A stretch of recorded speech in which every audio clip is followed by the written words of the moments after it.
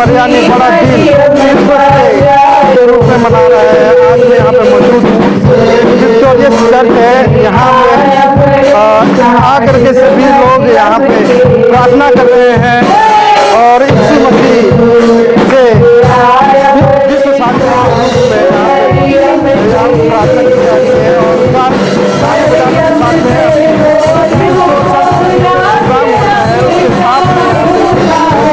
कर रहे हैं और दिखा देते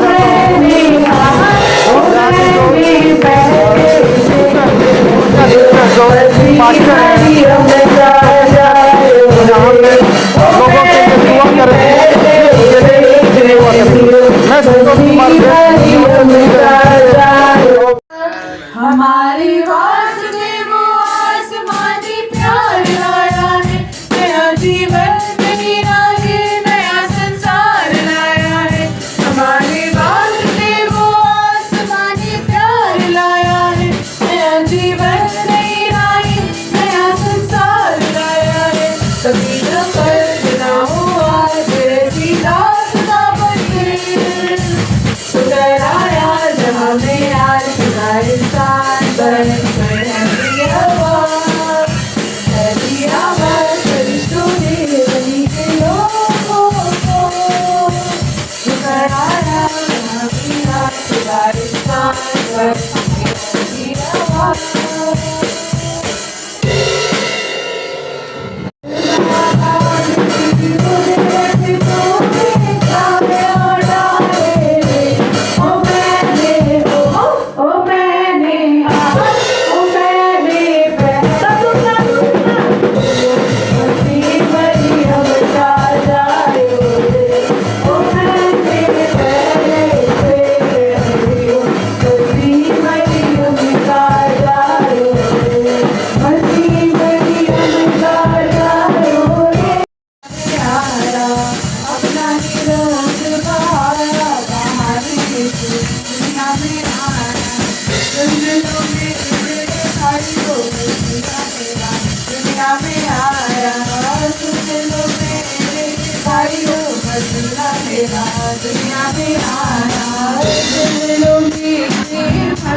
मसीहा मेरा दुनिया में आया।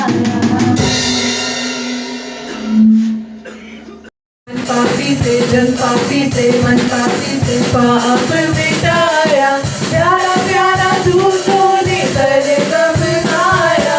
चम चम चम कदम कदम कदम चम चम कदम कदम मस्त गाया। दुनिया का तारनहारा चरनी में आया। जन जन जन जन जन जन जन जन जन जन जन जान बचाया। प्यारा प्यारा दूतों ने तले कब गाया। चम चम चम कदम कदम चम कदम कदम। दाऊद के घराने के एक पुरुष से हुई थी। उस कुंवारी का नाम मरियम था और स्वर्गदूत ने उसके पास भीतर आकर कहा, आनंद और जय तेरी हो जिस पर ईश्वर का अनुग्रह हुआ है, प्रभु तेरे साथ है। वह उस वचन से बहुत घबरा गई और सोचने लगी कि यह किस प्रकार का अभिवादन है। स्वर्गदूत ने उससे कहा, हे मरियम, भयभीत न हो, क्योंकि परमेश्वर का अनुग्रह तुझ पर हुआ है और देख तू गर्भवती होगी और तेरे एक पुत्र उत्पन्न होगा। तू उसका नाम यीशु रखना। वह महान होगा और परम प्रधान का पुत्र कहलाएगा और प्रभु परमेश्वर उसके पिता दाऊद का सिंहासन उसको देगा और वह याकूब के घराने पर सदा राज्य करेगा और उसके राज्य का अंत न होगा। मरियम ने स्वर्गदूत से कहा, यह क्यों कर होगा? मैं तो पुरुष को जानती ही नहीं। स्वर्गदूत ने उसको उत्तर दिया कि पवित्र आत्मा तुझ पर उतरेगा और परम प्रधान की सामर्थ तुझ पर छाया करेगी, इसीलिए वह पवित्र जो उत्पन्न होने वाला है परमेश्वर का पुत्र कहलाएगा। और देख तुमने एलीशिबा के भी बुढ़ापे में पुत्र होने वाला है। यह उसके जो 5 कहलाती थी 6वां महीना है, क्योंकि जो वचन परमेश्वर की ओर से होता है वह प्रभाव रहित नहीं होता। मरियम ने कहा, देख मैं प्रभु की दासी हूँ, मुझे तेरे वचन के अनुसार हो। तब स्वर्गदूत उसके पास से चला गया। आमीन, हालेलुया। हमने अभी अपने जीवित जो परमेश्वर का धर्मशास्त्र हमारे बाइबल के अंदर से हमने यीशु मसीह के के लिए पढ़ा कि किस प्रकार से यीशु मसीह का जन्म इस पृथ्वी पर हुआ। और हमने इस वचन के अनुसार ये देखा कि यीशु मसीह का जन्म का एक उद्देश्य था इस पृथ्वी के लिए, और उसने अपने उस जो जन्म के उस शुरुआत में जो उसके लिए भविष्यवाणी हुई, और उस भविष्यवाणी को हम अपने पीछे के नबियों की जो किताबें हैं हम उसमें से पढ़ लेते हैं कि ये सारी बातें वो पहले से जो होती चली कही चली जा रही थी, उसी के अनुसार मरियम के द्वारा यीशु मसीह का जन्म इस पृथ्वी पर हुआ, पवित्र आत्मा की सामर्थ्य के द्वारा हुआ। और हम ये देखते हैं कि अब है कि यीशु मसीह का जन्म किस प्रकार से हुआ। और हम ये जानते हैं कि यीशु मसीह का जन्म उस समय अगस्तिस कैसर की ओर से जब ये ऐलान निकला कि तुम जाओ और अपने नाम को लिखाओ, तो जब वो जन्म देने का समय था तो मरियम को जन्म देने के लिए स्थान नहीं मिला। अंत में उनको एक चरनी और जगह जाना पड़ा गौशाले की तरफ, और देखो कि पर यीशु मसीह को कपड़े में लपेट के उसने चरनी पे रखा, है ना।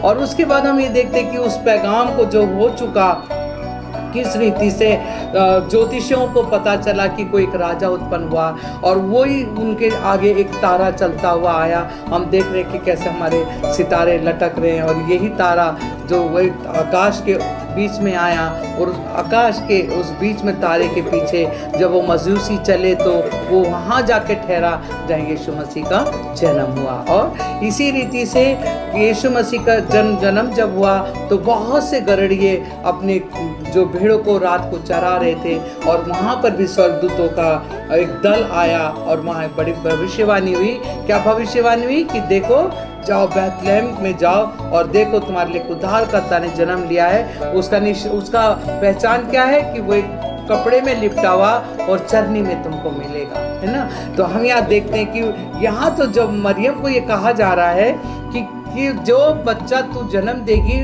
वो कैसा होगा, प्रभुता उसके कांधों पर होगी। और क्या पढ़ा था हमने उसमें से, वो दाऊद का सिंहासन उसको देगा, और क्या आपने लिखा था कि वह महान होगा और परम प्रधान का पुत्र कहलाएगा।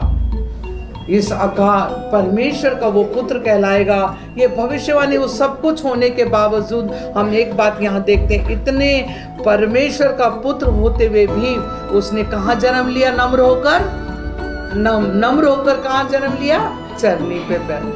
तो हम ये जानते हैं कि यीशु मसीह, और सबसे बड़ी बात इस बात का पैगाम है कि उसने इस जगत से, और हम ये वचन को यूहन्ना 3:16 से अगर कनेक्ट करते हैं, वहाँ लिखा है, क्या लिखा है कि परमेश्वर ने जगत से ऐसा, सब मिलकर बोले, परमेश्वर ने जगत से ऐसा प्यार किया कि उसने अपना इकलौता पुत्र दे दिया, जो कोई इस पर विश्वास करे वो ना हो परंतु अनंत जीवन को पाए। हालेलुया। ये उसका, हम इस जन्म के लिए क्या कहें, एक सबसे बड़ा संदेश ये जाता है कि यीशु मसीह सब जातियों के लिए और सब मानव जाति के लिए इस पृथ्वी पर जन्म लिया। हालेलुया। और ये उसका प्रेम है कि जो कोई उसके उस प्रेम में जब बना रहता है, जो कोई इस पर विश्वास करता है, वो नाश नहीं होता परंतु अनंत जीवन को प्राप्त करता है। मैं शांति के संदेश के लिए ये कहना चाहती हूँ कि जो हमारा यीशु है और जो इस पृथ्वी पर हम सब के लिए आया, वो सबको शांति देने के लिए और अपने प्रेम को बांटने के लिए आया। वो प्रेम, वो आनंद जो इस संसार से हमको नहीं मिलता, पर प्रभु कहता है वो आनंद, वो शांति जो पृथ्वी से तुम्हें नहीं मिलता, मैं अपनी शांति तुम्हें दिए जाता हूँ, उस शांति में तुम सर्वदा। मैंने ये बातें तुमसे इसलिए कही हैं कि तुम्हें मुझ में शांति मिले। संसार में तुम्हें कलेश होता है, परंतु ढाढ़स बांधो, मैंने संसार को जीत लिया है। हालेलुया। यही हमारे लिए एक संदेश है जिस यीशु ने अपने जन्म से लेकर उस क्रूस के सफ़र को, इस पृथ्वी के मानव जाति के लिए उस सफ़र को पूरा किया, ताकि वो शांति जो उसमें है वो हम प्राप्त करें। क्योंकि वो कहता है कि दुनिया की हर ताकत को उसने जीता मेरे और आपके आनंद और शांति के लिए। वो शांति सर्वदा हमारे राष्ट्र के अंदर, हमारे राज्य के अंदर, हमारे शहर के अंदर और हमारे घरों के अंदर, हमारी निजी ज़िंदगी में सर्वदा बनी रहे। प्रभु यीशु के नाम से इस बात को मांगती और ऐलान करती हूँ। आमीन, आमीन।